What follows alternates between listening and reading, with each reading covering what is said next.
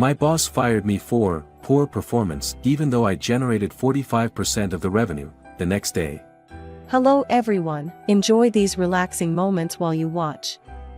Lucy, a soft voice called from behind. She turned around and saw David Foster, a colleague a few years younger, often coming to her for advice and mentorship, running up to her. He was breathless and held out a hot cup of coffee. "You haven't had breakfast yet, have you?" "I guessed right," David said with a gentle smile. Lucy gave a faint smile and took the coffee. "Thank you, David. Today's probably going to be a long one." She hadn't made it into the elevator when her phone buzzed in her pocket. A message from the CEO's personal assistant. "Mr. Eric Sanders wants to see you in his office on the 20th floor. Right now." Lucy frowned. The annual meeting with the CEO was usually at the end of the week, so why was she being summoned this cold Monday morning? Her steps paused for a moment. David noticed her hesitation. "You okay?" She nodded. "Maybe he needs the Q1 forecast report." "It's probably nothing." But deep down, a quiet sense of unease was starting to rise. The elevator stopped at the 20th floor reserved for upper management. Lucy stepped out. The atmosphere here always felt a bit distant. Eric's personal assistant, Carmen Avery, a woman in her 50s with thick glasses, gave her a slight nod. "Go on in." The thick oak door swung open. The spacious office was draped in an elegant, somber tone. In the center, Eric Sanders sat behind his desk. He wore a dark gray suit, his salt and pepper hair neatly combed, and his sharp eyes cold like a hawk tracking prey. "Good morning, Mr. Sanders," Lucy said as she walked forward. "I've prepared the detailed report." "No need," he interrupted. "Have a seat." Lucy froze. The air grew dense. She sat down, trying to keep a calm expression. Eric opened a drawer, pulled out a thin folder, and slid it across the desk. "This is your termination notice." She was stunned. "Excuse me?" she asked, her voice catching. "You haven't met performance expectations for the past 6 months," he said, as if reading from a script. "Based on our internal evaluations, we've decided to terminate your employment, effective immediately." Lucy sat frozen. "I didn't meet expectations." "With all due respect, there must be some mistake. Last year, my team contributed over 45% of regional revenue." "Individual performance isn't everything," Eric cut her off. "Luxura Corp needs people who align with our company culture. You no longer do. No longer align." Lucy repeated, unable to believe what she was hearing. "I've been here for 7 years. I gave my entire youth to this company." "You're not the only one who's made sacrifices," he said flatly. "Everyone is replaceable." Lucy stood up, her heart pounding. She tried to keep her voice steady. "Please be honest. Is this about the proposal I submitted regarding the regional management restructure?" Eric didn't respond. Instead, he looked at her with a contemptuous gaze, as if staring at a useless insect. "You should leave the building this morning. HR will contact you regarding the exit process and final settlement." Lucy bit her lip, her eyes starting to sting. She turned and walked quickly out of the office, clutching the still warm coffee David had given her earlier. Out in the hallway, Carmen Avery called her back and handed her a cardboard box, speaking coldly, without a hint of sympathy. "You have 15 minutes to pack up. Security will escort you down." She didn't respond, only nodded quietly. As the elevator descended, Lucy leaned her head against the glass wall, her empty gaze fixed on the cold city below. Each floor that passed felt like a blade slicing through her pride. All the effort, the sleepless nights, the times she worked herself into the hospital chasing quotas dismissed with one sentence, "Everyone is replaceable." When she reached her office on the 12th floor, Lucy felt the eyes of her colleagues on her. Some looked shocked, others whispered, but many faces glowed with satisfaction. Among them was Claire Monroe, who had lost a key Striveware contract to Lucy last year. Claire smirked with feigned pity. "Oh, Lucy, what's going on? Where are you headed?" Lucy said nothing. She quietly packed her personal items into the cardboard box, a framed photo with her sales team from her first year, a Montblanc fountain pen gifted by her father when she became manager, and a plaque titled Sales Warrior, awarded at last year's company gala. David walked in, face pale. "I heard, you can't leave like this." Lucy looked at him and gave a dry smile. "Maybe the company needs someone younger. More dynamic. But, this is insane." Before he could say more, 2 security guards walked in and nodded to her. "We'll escort you downstairs." Lucy nodded, hugging the box to her chest. She walked through the office under the weight of stairs, like a condemned person walking to the gallows. Each step was a slash to the pride she had built her career on for the past 7 years. The news of Lucy Graham's firing spread like wildfire through Luxura Corp's 12th floor. In less than 2 hours, from the break room to the ladies' restroom, from internal group chats to the copy room, everyone knew the former Queen of Sales had been kicked out in silence. No glory, no ceremony. "They say it was for underperformance," whispered an employee named Laura Rogers to a colleague, her eyes darting toward the now empty desk where Lucy used to sit. "No way." Claire Monroe feigned surprise. "Didn't she bring in nearly half the revenue last year?" Laura shrugged. "Who knows? Someone like her probably had tricks up her sleeve." "Well, serves her right," Claire added, this time not bothering to hide her glee. "Always acting perfect, always outshining everyone else. It's about time she fell and the whole company got to watch." In a corner of the office, David Foster sat still, gripping his phone. Lucy's final message to him read simply: "Stand your ground. Don't let them drag you in." He was still in shock, still unable to grasp how someone as capable as Lucy could be thrown out so blatantly.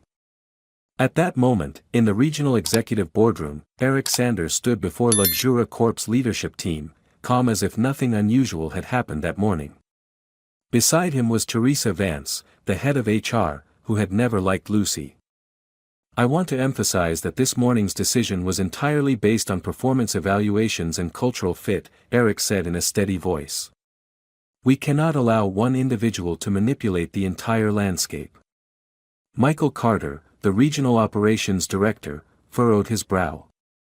"But Lucy was the backbone of the Southern Division. It's undeniable she delivered results well beyond expectations." Teresa interjected, "Are you sure those numbers were completely clean? Has anyone ever checked whether she used unethical tactics to close deals?" Eric nodded, eyes like ice. "I just received an internal report. There were some irregularities in her contract processes suggesting favoritism towards certain clients. We won't investigate further, but we must remove those who exhibit questionable behavior." A heavy silence fell over the room. No one dared to push back, even though deep down, many didn't believe Eric's words. But fear of getting involved kept them quiet. Only Michael turned away, his expression dark. At the same time, in the ground floor lobby, Lucy stood waiting with the cardboard box in her arms. Her eyes were fixed forward, but her shoulders trembled slightly. Next to her, the guards stood silently, saying nothing. The elevator doors opened. Lucy stepped in.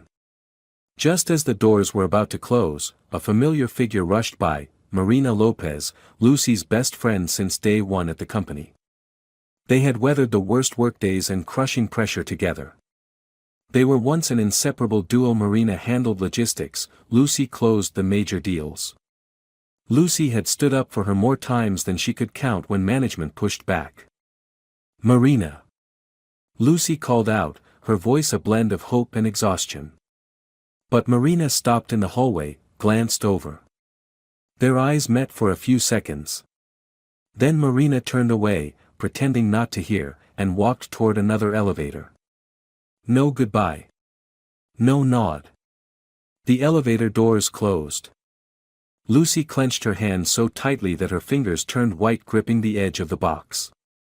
Inside, the photo of the two of them taken during last year's company summer retreat wobbled and tilted to one side. She stepped out of the lobby. No one saw her off.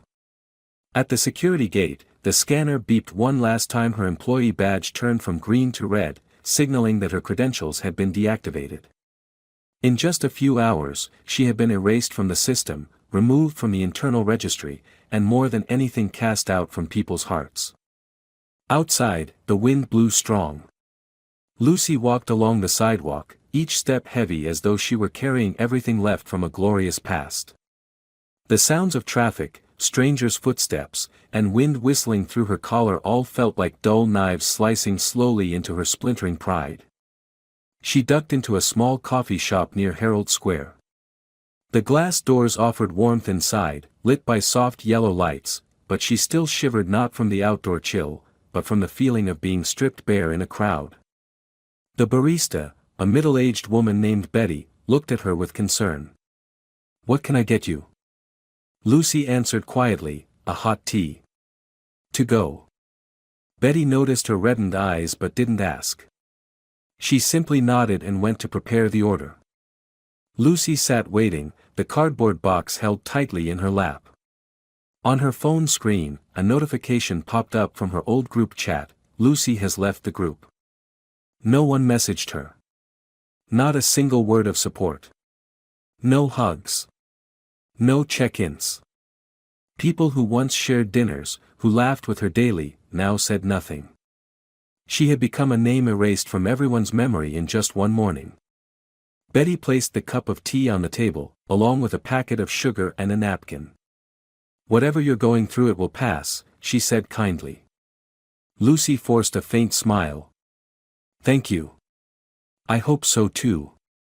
Leaving the cafe, she took a taxi back to her small apartment in the Bronx. On the way, she leaned her head against the window, the streetlights flashing by like dim stars. A day that started like any other had ended in complete collapse. The once cozy apartment now felt cold and empty. She placed the cardboard box on the table and sat on the couch, her eyes falling on the "Sales Warrior" plaque loosely leaning in the corner. Lucy let out a dry, bitter laugh. Years of effort. Countless sacrifices. And what did it all come down to? An impersonal administrative decision. A look of contempt from those who once admired her. A silent walkaway from the friend she trusted most. Night fell over New York City, and she knew, the worst was just beginning. 7 years building a career. 3 hours to lose everything. After the morning she was fired, Lucy Graham sat in silence in her small Bronx apartment, staring at her laptop screen. The black and red words on job listings sliced at her like invisible blades. "We have selected a more suitable candidate. Unfortunately, this position has been filled. Thank you for your application, but we will not be moving forward." She spent the entire afternoon rewriting the same job application email. Polishing every word. Highlighting the numbers she had delivered at Luxura Corp. Even mentioning the 45% annual revenue contribution and 6 consecutive quarters of exceeding targets, but the only reply she got was silence. By the 3rd day after being fired, Lucy realized every door was gradually closing.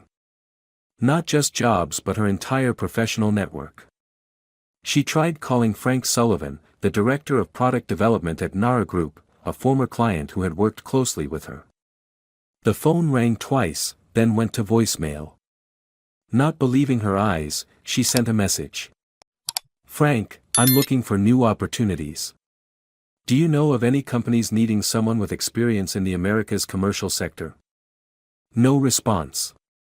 She tried calling again a few hours later, but this time the line said, "This number is not accepting calls from unknown contacts."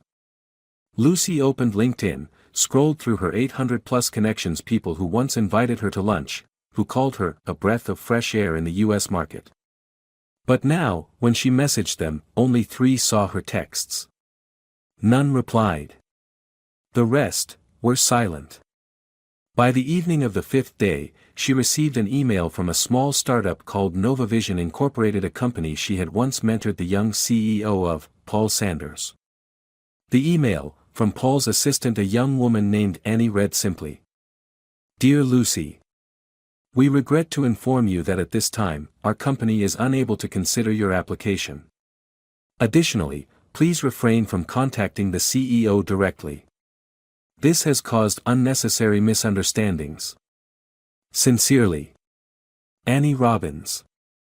Lucy froze. She had never imagined the day would come when she'd be seen as a nuisance. Those she had once helped now didn't even dare acknowledge her publicly. She pieced together the truth from a discreet source, a former legal department staffer named James Reynolds. They had been close while working on the Austin branch expansion project. Meeting at a small bar near Grand Central Station, James spoke quietly. Lucy, you're being sabotaged.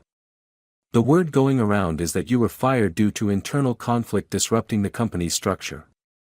She was stunned. Disrupting the structure? What do you mean? Someone's been whispering to partners that you manipulated the sales team and fabricated revenue to meet targets. A lot of companies are afraid to hire you now, worried about potential lawsuits. Lucy felt her blood run cold. She gripped her wine glass, face pale. Do you know who's spreading this? James shook his head. No one dares say. But everyone knows who benefits from you being blacklisted. She didn't need to hear more. One name echoed in her mind, Eric Sanders. Not content with throwing her out of LuxuriCorp, he was now quietly destroying her reputation across the entire market. This wasn't just a firing, it was a silent execution. In the days that followed, Lucy lived like a ghost in the shadows. She applied to companies outside the fashion logistics sector, FMCG, even import-export. But no one replied. A recruiter named Martha Jameson finally said bluntly over the phone. We did consider your profile, but there are too many red flags in your recent background. We can't take a risk on a candidate with alleged misconduct. Lucy hung up. For the first time in her life, she felt a new kind of fear. Total exclusion. She used to believe that talent and hard work were enough, that she'd never have to fear unemployment. But now, even her best skills couldn't save her from a web of malice someone had deliberately spun. Worse still, her old friends began to disappear. She called Isabel Kane, her best friend from college, the one who once held her crying during their junior year heartbreaks. They agreed to meet at a small restaurant near Times Square. Lucy arrived early and waited for nearly an hour. When Isabel finally showed up, dressed in a crisp business suit, her eyes were cautious, guarded. Lucy. I'm sorry. I can't stay long. I only came because you called so many times. Lucy grabbed her hand, desperate. I just need someone to be honest with me. I'm being blocked from every direction. Is it because of the rumors? Isabel glanced around and then whispered, people are saying, you were fired for falsifying contracts. There's supposedly leaked internal emails. Some even claim there were witnesses. I don't know what's true, but I'm up for a promotion. I can't be associated with any of this. Lucy withdrew her hand, sitting up straight. She wasn't angry. She wasn't even sad. Just empty. The meal never started. Isabel left with an empty promise. When things blow over, I'll come find you. Lucy knew there would be no when. A friendship that could disappear when her name was tainted had already died long ago. She just hadn't seen it until now. That night, Lucy returned to her apartment and opened the closet, taking down every award, certificate, and letter of appreciation that had once hung on the wall. She packed them all into a cardboard box. She labeled that box, Things No One Needs to Remember. The next morning, she got up early, put on an old suit, and did her makeup lightly as if she still had a job. She walked out, strolling through New York City, looking at the streets that once felt familiar, now like a strange city turning its back on her. People bustled about, laughing, talking, while she felt like nothing but a shadow. No one recognized her as the woman once dubbed the business goddess of LuxuriCorp by the press. Lucy pulled out her phone, opened the selfie camera. She looked at herself. Dark circles under her eyes, sunken cheeks, but there was still a flicker of fire in her gaze. A whisper escaped her lips, not for anyone else, but to hold on to herself. If New York City has no room for me, I'll make my own.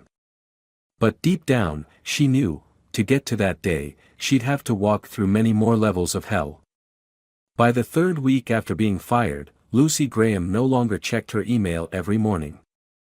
She had grown too used to seeing nothing but rejections, polite apologies, or worse, total silence. Subject lines like, "Thank you for your interest. We've selected another candidate. This position has been filled," had become as familiar as breathing, only now, every breath tasted like despair. She curled up in her cold apartment, hands wrapped in an old wool scarf her mother had knitted back in college. There was no food in the kitchen.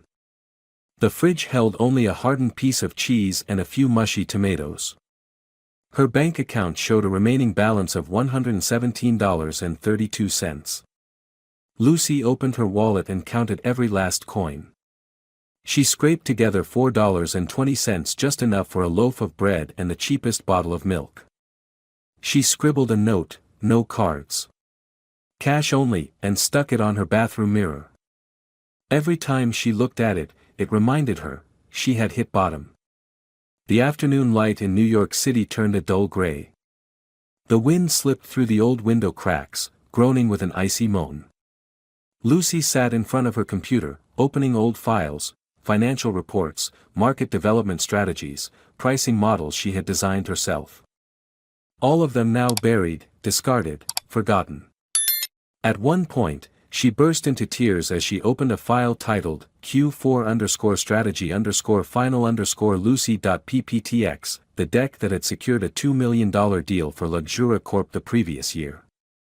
She remembered how it felt to stand on stage, presenting each slide with confidence and immense pride. Now, all that remained was a blank screen and choked sobs in a room no one could hear.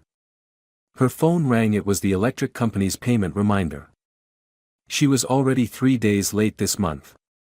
Lucy bit her lip, her hand shaking as she hit decline. She didn't have the courage to answer. Not because she didn't want to pay, but because she couldn't. A message appeared from David Foster, the only former colleague who still dared to contact her. "Are you okay? I know I shouldn't text, but I'm really worried. If you need anything." Lucy stared at the message for a long time.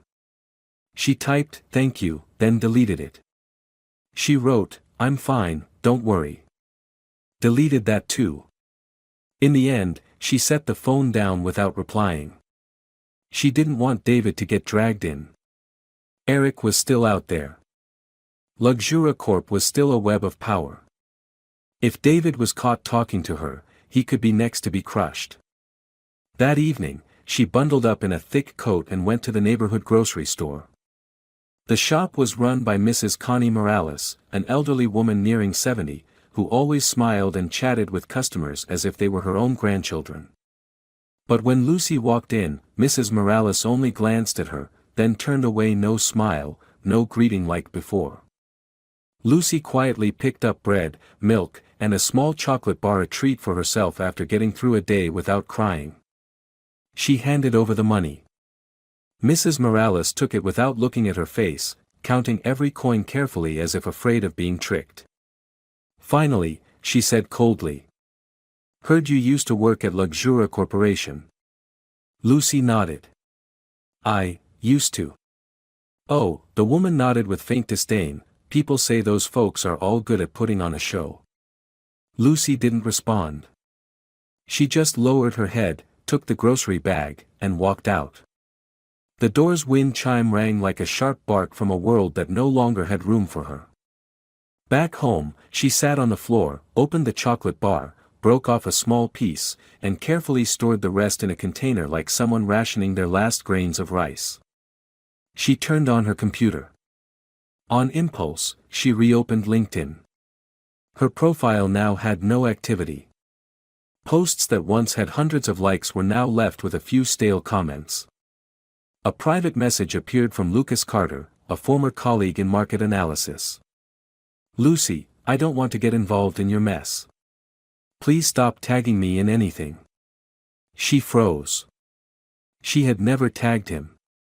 She hadn't even posted anything for 3 weeks. Lucy stared at the screen and let out a dry, bitter laugh. It seemed that even her mere existence now made others feel uneasy. She shut the computer, walked to the window, and pulled back the curtain. Outside, New York City was blurred in fog. The yellow streetlight sparkled through the thick mist, glimmering, but distant. She remembered her first day in New York City as a college student with a torn suitcase and $200. She had sworn to herself then, she would conquer this city on her own 2 feet. And she had done it deal by deal, project by project. But now, the very city that once made her proud was rejecting her cold and indifferent like a stranger. Her phone rang again. This time, it was the building management office.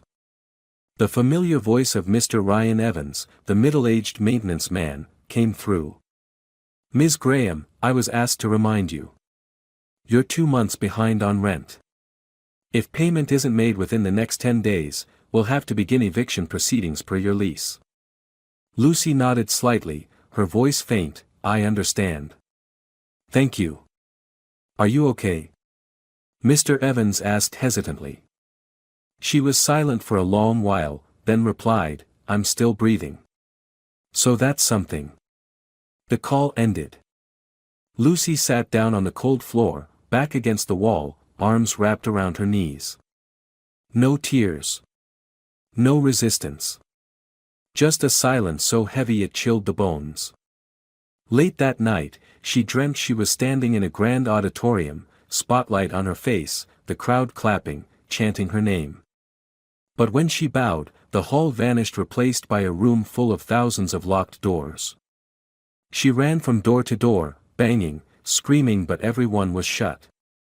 And behind each door were familiar faces, some sneering, some turning away, some closing their eyes. Lucy woke at 3 a.m., drenched in sweat, her body ice cold. She got up, walked to her desk, and pulled out a blank sheet of paper. With trembling hands, she wrote a single line. If I disappeared, would anyone notice? She didn't know what she would do with that paper. But she didn't tear it up. Didn't throw it away. She just folded it carefully and placed it in a drawer.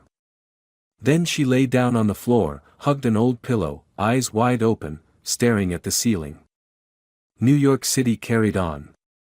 But for Lucy, the city was already dead. Monday morning, New York City was still blanketed in thick fog, and even the rare sunlight wasn't strong enough to pierce the heavy clouds. Lucy woke in suffocating silence. She had fallen asleep on the floor the night before, without even a blanket. Her body was frozen stiff. She got up and fumbled to turn on the kettle, planning to make some leftover green tea.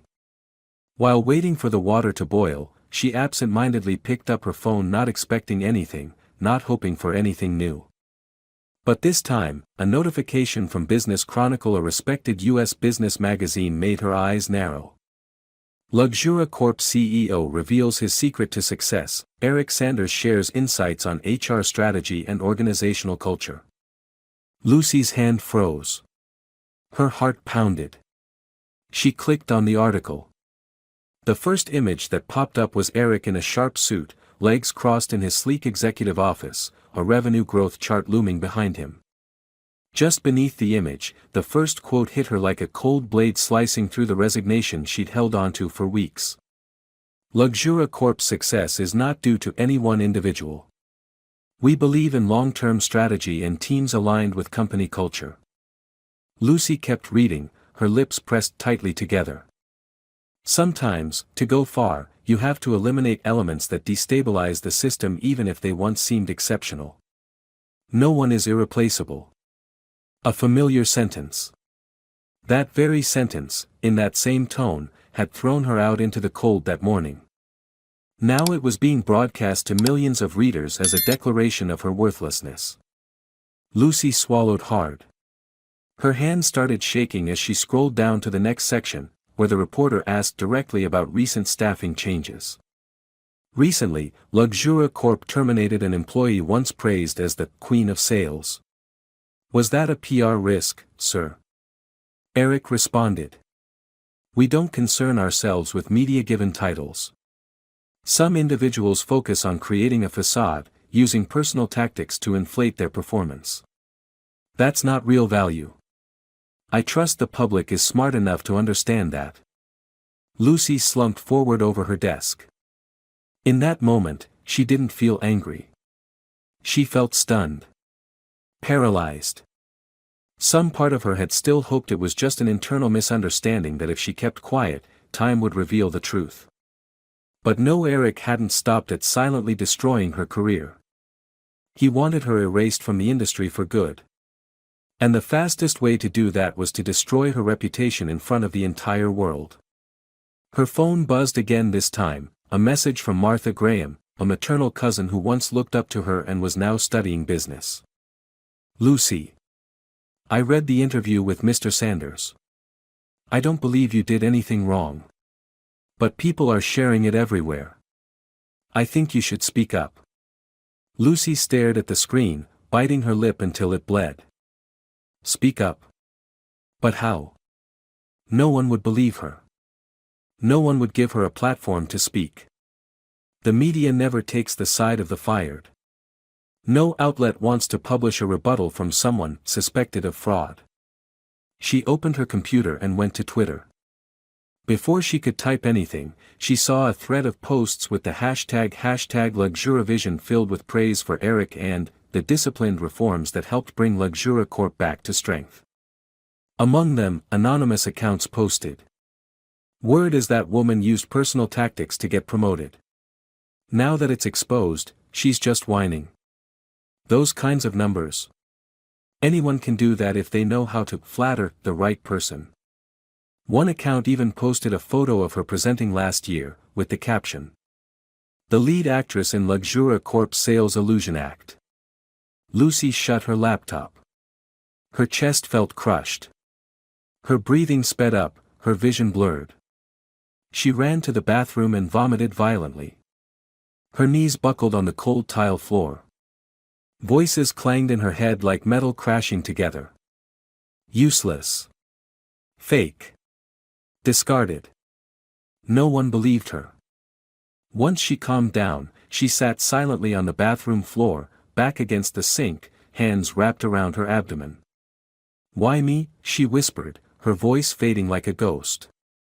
Then, as if by reflex, she reached for her phone and searched her old inbox for one particular email. It was an internal invite from Eric, 3 years ago. Lucy. I'm impressed by the growth strategy you proposed. I want to personally invite you to join the regional leadership team. Don't doubt yourself. You're someone I have high expectations for. She let out a bitter laugh. She remembered Eric's face then, his thin smile, the cold handshake, the calm voice that always seemed rehearsed. Now, the man who once had high expectations had used her name as a scapegoat, proof of the cold-blooded leadership philosophy he proudly displayed to the press. Lucy opened a new Word file. She intended to write a rebuttal listing every deal she'd closed, every project she'd led, every internal audit she passed without a single discrepancy. But after an hour, the page was still blank. Because she knew. No one wants to hear the truth from someone labeled a failure. Even if she screamed, people would hear only the bitter wails of someone thrown off stage. She shut her laptop. Walked to the window. New York City was still bustling. People still rushed to work, still read their morning news, still shared the interview with comments praising decisive leadership. No one noticed a 29-year-old woman, once a proud symbol of the fashion industry, standing silently, watching the world turn its back on her. Suddenly, her phone rang. An unknown number. She picked up. "Hello. Lucy Graham," a man's voice asked, slightly hurried. "Yes, this is she. My name is Raymond Bennett, freelance journalist.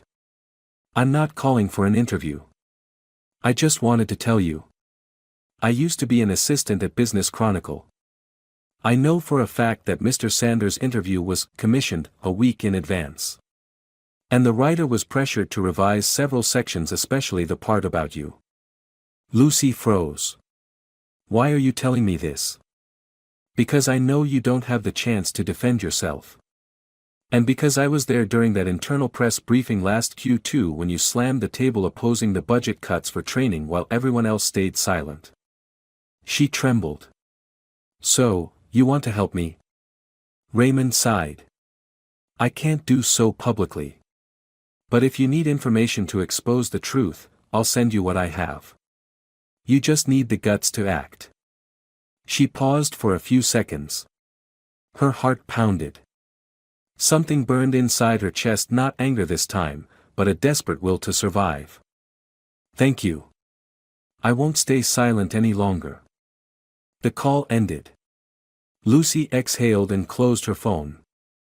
In the drawer, amid a mess of paperwork, the hard copy of last year's financial report still sat complete with approval signatures from every department.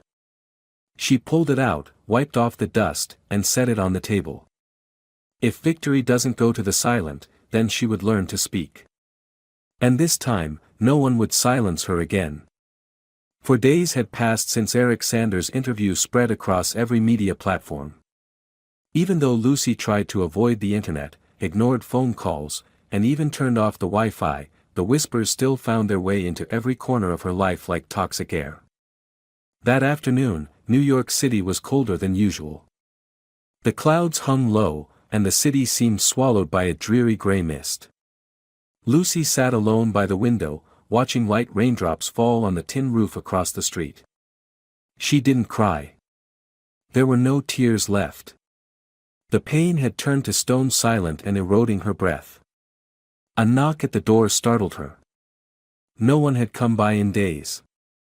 She threw on an old sweater and went to open it. Standing in the hallway was an older man with a stern face, holding a thick envelope. Ms. Lucy Graham, he asked. Yes, that's me. I'm Thomas Harris, representing the rental property. I'm here to speak with you directly. He handed her the envelope. This is a formal notice of lease termination due to violation of payment terms. You have 10 days to vacate the apartment. Lucy took the envelope, her hand trembling. Mr. Harris. I know I'm 2 months behind on rent. But I will pay. I just need more time. Please. It's not my decision, he cut in not unkindly, but firmly. The main office issued the order. I'm just here to deliver the notice. You have 10 days. No good luck. No words of sympathy. Only his footsteps fading down the cold hallway, leaving her there, clutching the envelope like a suspended death sentence. Lucy went back into the apartment, shut the door, and slid down to the tiled floor. She opened the envelope. Inside was a termination notice, a checklist of items to inspect before move out, and a bold red note, property will be sealed if not vacated by deadline. Her vision blurred. This apartment had been her home for the past 7 years. The place where she once brought home champagne to celebrate her first major deal. Where college friends' photos once hung. Where Friday nights were filled with laughter and Marina's voice. Where each morning began with a cup of black coffee and the newspaper before the whirlwind of work. Now, it was just the hum of an old refrigerator, mold creeping up the kitchen wall, and a faded body pillow. Everything seemed to have rejected her just like the city of New York itself. By evening, she received a message from the bank. Your account balance has dropped below the minimum threshold. Automatic services will be suspended. Lucy wasn't surprised. She had done the math. What remained wasn't enough to cover any more bills. She went out, walking along Fifth Avenue, trying to find a bar that wouldn't ask too many questions if a customer only ordered water. Eventually, she stopped in front of an old, run-down bar with a faded sign, "Time Out." The place was quiet. The bartender, a man in his 50s with messy hair, nodded as she walked in. Hey there. What'll it be? He asked. Lucy glanced at the menu. The cheapest item was a black coffee, $1.50. A glass of water, please. If that's okay. The bartender frowned a little but nodded, then turned away. He placed a glass of water on the counter, then pulled a small packet of crackers from his pocket. Here. Eat something. You look like you haven't eaten all day. Lucy looked up, surprised. Thank you. I'm Samuel Ross, he said, leaning against the bar. I used to be the head of communications at a tech company. Got backstabbed by my best friend 4 years ago. Now I run this place. Lucy looked at him, eyes suddenly wet. So, you've been where I am? Samuel gave a sad smile. I've been worse. But I'm still here. And you will be too. No one falls forever. Once you hit bottom, there's only one direction left to look up. Lucy said nothing. She sat quietly with her water. For the first time in weeks, something small, fragile, flickered inside her like a faint light under layers of ash. But just an hour later, that feeling was crushed. Back at home, she found her mailbox stuffed full. Among the letters was a large envelope from Patterson and Hall LLP, legal counsel for Luxura Corp. Her hands shook as she opened it. Inside was a cease and desist notice threatening legal action for the dissemination of internal information damaging to brand reputation. Lucy collapsed into her chair. On the desk, her laptop was still open to a financial report, a file she had never sent to anyone. She hadn't revealed a thing. But they still wanted to bury her. Her phone rang again. This time, it was James Reynolds, the one who had initially provided her with inside information. Lucy, be careful. Someone in the company said Eric's monitoring all your online activity. If you go public, they'll accuse you of breaching confidentiality. Her voice cracked. I haven't done anything. I just want to live in peace. I know. But they don't want peace. They want you gone. Lucy ended the call. It was late. She sat alone in the dark. No lights. No music. No TV. Only the ticking clock and distant cars outside. She no longer felt cold. Or hungry. Just a strange stillness, as if her body was rejecting the idea of continuing. Lucy pulled out the folded piece of paper from the other night. She opened it. If I disappeared, would anyone notice? She added a new line underneath. No. But I'll make sure they do. And for the first time in weeks, she stood up. Quietly. Slowly. But she stood. Rain fell over New York City for 3 straight days, each gray drop tapping gently against the window of apartment 3206, Lucy Graham's home, for what little time remained. The apartment was now nearly bare, not because she had cleaned it, but because nearly everything had been sold or packed. The books she once cherished, the framed prints that had lined the walls, even the porcelain tea set her mother had sent from Miami, gone. All that remained was a chair, a wobbly table with one leg stuffed with folded paper, and an old laptop on the verge of dying, with no charger left. Lucy sat in front of the screen, trying to log into an international job portal. But the Wi-Fi was too weak, the homepage wouldn't even load. She let go, leaning back in the chair, her eyes drifting up to the cracked ceiling where a water stain spread like something rotting from the inside. A new email popped up. She leaned in to read. We regret to inform you that your profile does not meet our current needs. We will retain your information for future opportunities. A familiar template. Cold. Formal. This time it came from Westbridge Group, the last of 27 companies she had applied to in the past 3 weeks. Lucy didn't react. No bitterness. No disappointment. No anger. Only an immense void, deep and bottomless at the core of her being. She stood and walked to the mirror. The face staring back at her was someone else entirely. Greasy hair, dark circles, hollow cheeks, and skin once glowing now pale and dull. No longer Lucy Graham, the rising star of business. No longer the woman once hailed as the future of the American fashion industry. The doorbell rang. She flinched. A man in the building's security uniform handed her a white envelope. "Ms. Graham, this is a direct letter from the management office. I'm sorry, it's bad news." Lucy nodded, thanked him with a small nod, and closed the door. Inside the envelope was the notice. Apartment number 3206 will be sealed at 9 a.m. on the 5th of next month if not vacated. She had 4 days left. Lucy collapsed onto the floor. The letter slipped from her hand, fluttered, and landed beneath the table.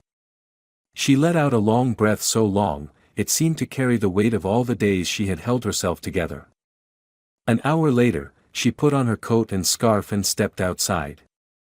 Not because she had anywhere to go, but because she had to escape the four walls closing in like an invisible prison. She walked aimlessly down Market Street, her footsteps heavy yet steady, as if her body still remembered how to move even though her mind was shattered. At every street corner, every familiar cafe, she saw fragments of memories: lunchtimes laughing uncontrollably with Marina at the bakery, afternoons fiercely debating with the sales team in the office, evenings sipping wine after each target met. All of it felt like old film reels thrown into fire, turning to ash inside her. She stopped at Union Square. In front of her stood the Grand City Hall, its golden lights illuminating the entire plaza. Here, in the heart of the city she once loved deeply, Lucy now stood alone, like an exile. A child ran past, laughing loudly. Its mother followed behind, pulling the child's coat close to keep out the cold. The sight pierced Lucy's heart. She had once dreamed of having a family of one day, once her career was stable, adopting a child and giving it a home she herself never had, growing up with a silent mother and a father who never existed. She turned away from the square. No one noticed her. No one called her name. No one knew that the weary-looking woman had once been a symbol at major conferences, once appeared in prestigious business magazines. Back home, Lucy picked up her phone. The screen lit up with a message from David Foster for the first time in nearly 2 weeks. "Lucy, I can't take it anymore. I quit this morning. I know I might be blacklisted from the industry, but I can't keep working for the person who destroyed you. I'm leaving New York City. But before I go, I just want to say, I know you weren't wrong." Tears welled up and fell freely. Not from pain, but because finally someone remembered who she was. She wanted to reply, "Thank you. Good luck." But her fingers trembled too much to type even a word. Darkness crept into the room. She didn't turn on the lights. No night lamp. She just sat by the window, looking down at New York City through the fog. Then, driven by some unconscious instinct, Lucy got up, opened a drawer, and took out an old piece of paper. "If I disappear, would anyone notice?" Below that line, she wrote. "They won't notice when I fall. But they will look up when I rise again." She placed the note on the table, folded it carefully, slipped it into an old cream-colored envelope, and sealed it. She didn't know who she would send it to. Maybe to herself. Maybe to the future. But for the first time in weeks, Lucy no longer thought about leaving New York City. No longer thought about ending things. She thought about the day she would return. The next morning, the sky over New York City was still gray, but for Lucy Graham, everything had changed. Not because the world outside was different, but because something fragile had reignited inside her a flicker of belief that things weren't over yet. She sat at the table, holding a cup of green tea gone cold, eyes looking out the window as she did every morning. Today was the third to last day before her lease expired. Today was also the day she decided not to collapse anymore. The email chime sounded. Lucy looked at the laptop screen. Her inbox, barren for days, now showed an unfamiliar subject line. Luxworks US collaboration invitation. She blinked, thinking she'd misread it. But no. The sender was Mark Bennett, CEO, Luxworks US. Her heart pounded. She clicked open the message. Dear Ms. Lucy Graham. I'm Mark Bennett, currently serving as Executive Director for the Americas region at Luxworks US, a high-end fashion group headquartered in Washington, D.C. I'm writing to you not because of recent rumors, but because I know exactly who you are. Lucy held her breath and kept reading. One of our VIP clients, Mrs. Andrea Rivers, CFO of the Atlantic Sky Group, mentioned you during a meeting last week in Los Angeles. She said you once helped consult on their internal brand development 2 years ago. According to her, you were the only one who helped them boost domestic sales by 35% in under 6 months. I trust what Mrs. Rivers says. And I want to meet you. Lucy placed a hand over her chest, overwhelmed. Andrea Rivers, a smart, principled woman, a former major client at Luxura Corp, someone Lucy had always treated with sincerity and dedication. She never expected Andrea would be the one to quietly save her at the most crucial time. She kept reading. Luxworks US is currently looking for a Director of Business Development for Southern Europe, a strategic position for our upcoming expansion phase. I understand you may be going through a difficult period, which is exactly why I believe you'll appreciate the value of a truly new chapter. If you still believe in your own abilities, call me. This is my direct number, +34 6x times x times x triple x. Lucy sat motionless. No crying. No shouting. Just 2 quiet streams of tears sliding down her cheeks, warm. For the first time in nearly 2 months, she felt that someone believed in her. Not for her name. Not for her network. But simply for her competence and her integrity. She clutched the phone, opened the dialer, entered the number. The line rang 3 times before someone picked up. Mark Bennett speaking. Hello, this is Lucy Graham, she said, her voice trembling slightly. A brief silence, then he replied, I've been waiting for this call. Thank you for reaching out. I honestly didn't think anyone would ever believe in me again. Mark gave a soft chuckle, warm, trust me, there are enough people in this world who can see the truth, it's just that not all of them dare to speak up. I don't just want to interview you, I want you in Washington, D.C. this week to sign the contract. Lucy choked up. Contract. We need someone fast and decisive. I've seen your CV, your analytics, your internal presentations at Luxura Corp. Mrs. Rivers sent me everything. I don't need a further interview. I need you on board. What do you want me to do? Director of Business Development for Southern Europe. Full operational authority over 3 countries, the US, Portugal, and Italy. Triple the salary of your previous role. All relocation and housing expenses in Washington, D.C. for the first 6 months covered by the firm. Lucy's jaw dropped. She stood up, walked around the room to confirm she wasn't dreaming. You trust me that much? Mark spoke slowly, clearly, I started with nothing in Chicago. I don't trust media. I trust data. And what you've accomplished no one can fake. Lucy brought a hand to her mouth, eyes red. I don't know what to say. Say, I accept. She laughed through her tears, I accept. Good. My assistant will send you a plane ticket tomorrow. I want you in the Washington, D.C. office by Monday morning. The call ended. Lucy still couldn't believe it. She sat down, looking up at the old ceiling that had dripped water during so many nights she cried alone. But now, in that very room, a quiet joy bloomed warm like sunlight breaking through New York City's thick fog. Lucy opened her computer. She pulled up last year's financial report, the one marked with achievements she had built with her own hands. She quietly renamed the file. New Beginning, Luxworks US. That afternoon, for the first time, Lucy stepped outside with her hair tied neatly, her coat freshly pressed, and her heels polished to a shine. She went to the bank, closed out her rental account. When she walked into the building manager's office, Mr. Ryan Evans looked surprised to see her. "Ms. Graham? Are you here to make a payment?" Lucy smiled. "Not just a payment. I'd like to extend my lease for another 6 months. I've got a new job in Washington, D.C. But I'll be coming back." Mr. Ryan nodded, his expression softening. "Congratulations. I always thought you weren't the kind of person who gives up easily." She left the building with a completely different mindset. The streetlights seemed brighter, and for the first time in many months, New York City didn't feel like a prison, it felt like home. That evening, she received a message from David. "Heard you're going to Washington, D.C. I'm proud of you, Lucy. I knew you wouldn't stop there." She replied. "Thank you, David. One day, we'll stand together under no one's shadow."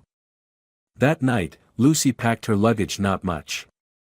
Just a few sets of clothes, a notebook, and the piece of paper she had once written in despair. "If I disappear, would anyone notice?" She crossed out that line and wrote underneath it in red ink. "I'm not disappearing. I'm just getting started." 6 months later, Lucy Graham stepped out of the Javits Center to thunderous applause. A large poster behind the stage read, "Luxworks US, a triumphant breakthrough into the American market." And just beneath it, "Lucy Graham, a symbol of true resilience and talent." Dressed in a crisp white suit, she walked slowly but steadily under hundreds of admiring eyes. At the end of the corridor, a group of reporters waited, microphones and cameras aimed at her.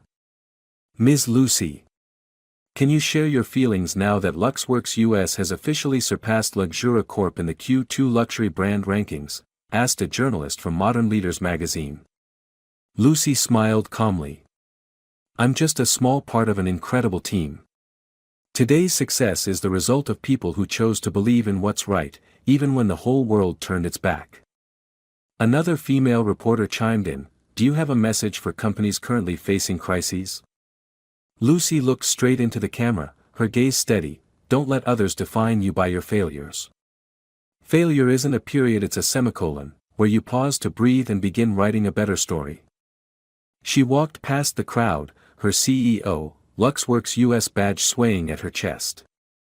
Those who once whispered behind her back were now whispering in a different way, "That's Lucy Graham, the one who turned around Atelier Luxe US in just 6 months." Exactly 6 months earlier, Luxworks US had been virtually unknown in the US market. But now, under Lucy's leadership, the company had achieved 62% growth domestically, expanded distribution networks in Los Angeles, Austin, and Miami, doubled its VIP clientele, and its name was frequently mentioned at international fashion events. Lucy didn't just revive Atelier Luxe US, she revived herself. That evening, in her glass office at Atelier Luxe US in Midtown Manhattan, just under 2 kilometers from the old Luxura Corp headquarters, Lucy sat alone. On her desk was a freshly delivered stack of mail, including an invitation from the organizers of the upcoming International Fashion Summit in San Francisco. She was to be the keynote speaker, representing the movement, brand reinvention through bold leadership. A knock on the door. Her assistant, Valerie, a young woman who had studied under Lucy from the earliest days at Atelier Luxe US, stepped in. "Lucy, there's someone here to see you, no appointment, but he says, you're old acquaintances." Lucy raised an eyebrow. "Name?" Annie hesitated for a second, then quietly said, "Eric Sanders." The room fell silent for a few heartbeats. Lucy leaned back in her chair, her eyes still for a moment. Then she nodded gently, "Send him in." The door opened. Eric entered, no longer wearing a perfectly tailored suit, his face more weathered, his hair grayer. The eyes that once held power now looked away, hesitant. "Lucy." "Hello, Mr. Sanders," she said first, calmly. "It's been a while." He stood still for a moment, then sat across from her, his eyes catching the Luxworks US logo on her desk. "You really made it." Lucy nodded slightly. "I worked hard. Just like I did at Luxura Corporation." Eric gave a dry laugh, as if swallowing thorns. I'm not here to argue. I thought I should say this face to face, I was wrong. Lucy didn't reply. She let the silence do its work. After you left, the whole operation unraveled. The sales team fell apart. Claire Monroe couldn't hold it together. The executive board lost faith. I was replaced. She nodded, showing no satisfaction. I heard. Eric looked at her, his expression tired. You don't hate me? Lucy looked him straight in the eye, her voice unwavering. I used to. A lot. But at some point, I realized that hatred only keeps you tied to the past. And you've had to live with the consequences of your choices. That's enough. Eric bowed his head, as if receiving a verdict. He stood up. Thank you for letting me say that. As he exited the office, Valerie returned, her face slightly stunned. You really stayed that calm? If it were me, I probably would've. Lucy smiled. Sometimes, forgiveness isn't because they deserve it. It's because we deserve peace. That night, Lucy stood alone on the rooftop of the building, gazing down at a New York City glowing with lights.